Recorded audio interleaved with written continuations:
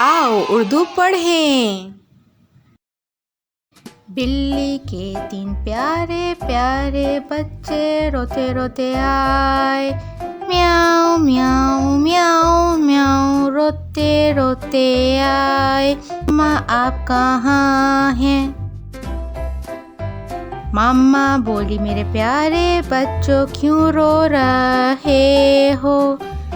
म्याऊं म्याऊं म्याऊं म्याऊं क्यों रो रहे हो? वो रोते रोते बोले मामा हमारे मोजे खो गए हैं। म्याऊं म्याऊं म्याऊं म्याऊं हमारे मोजे खो गए हैं। क्या मोजे खो गए हैं? कौन से? वो रोते रोते बोले लाल पीले नीले हरे सब खो गए हैं। मामा गुस्से में बोली अब खाना नहीं मिलेगा। म्याऊं म्याऊं म्याऊं म्याऊं खाना नहीं मिलेगा। रोते रोते बाहर गए और मोजे ढूंढने लगे।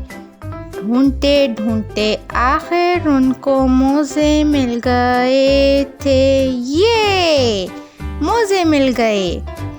लाल पीले नीले हरे सब मिल गए थे। हंसते हंसते वो मामा को बोले मामा मोजे मिल गए। म्याऊं म्याऊं म्याऊं म्याऊं मोजे मिल गए।